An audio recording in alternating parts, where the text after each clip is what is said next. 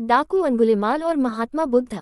पूरा किस्सा उन्हें सुनाया। अगले ही दिन गौतम बुद्ध जंगल की तरफ निकल गए। गांव वालों ने उन्हें बहुत रोका पर वो नहीं माने। बुद्ध को आते देख अंगुलिमाल हाथों में तलवार लेकर खड़ा हो गया, पर बुद्ध उसकी गुफा के सामने से निकल गए। उन्होंने पलटकर भी नहीं देखा। अंगुलिमाल उनके पीछे दौड़ा, पर दिव्य प्रभाव के कारण वो बुद्ध को पकड़ नहीं पा रहा था। थक हार कर उसने कहा, रुको। बुद्ध रुक गए और मुस्कुराकर बोले, मैं तो कब का रुक गया, पर तुम कब ये हिंसा रोकोगे? अंगुलिमाल ने कहा, सन्यासी, तुम्हें मुझसे डर नहीं लगता? सारा मगध मुझसे डरता है।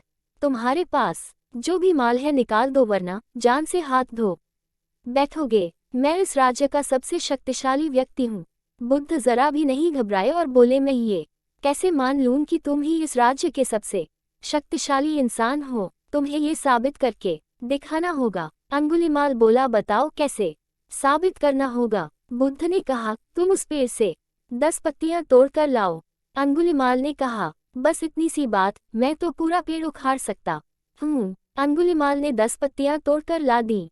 बुद्ध ने कहा, अब इन पत्तियों को वापस पेड़ पर जाकर लगा दो। अंगुलिमाल ने हैरान होकर कहा, टूटे हुए पत्ते कहीं वापस लगते हैं क्या? तो बुद्ध बोले, जब तुम इतनी छोटी सी चीज को वापस नहीं जोड़ सकते तो तुम सबसे शक्तिशाली कैसे हुए? यदि तुम किसी चीज को जोड़ नहीं सकते तो कम से कम उसे तोड़ो मत। यदि किसी को जीवन नहीं दे सकते तो उसे मृत्यु देने का भी तुम्हें कोई अधिकार नहीं है। ये सुनकर अंगुलिमाल को अपनी गलती का एहसास हो गया और वह बुद्ध का शिष्य बन गया और उसी गांव में रहकर लोगों की सेवा करने लगा। आगे चलकर यही अंगुलिमाल बहुत बड़ा सन्यासी बना और अहिंसा नाम से प्रसिद्ध हुआ। रात बीत गई, सब लोग चले गए, पर शौरपुछ बेसुध कार्य निमग्न रहा।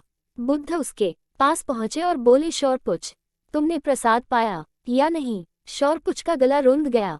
भाव विभोर होकर उसने तथागत को साष्टांग प्रणाम किया। बुद्ध ने कहा, वत्स, परमात्मा किसी से धन और संपत्ति नहीं चाहता, वो तो निष्ठा का भूखा है।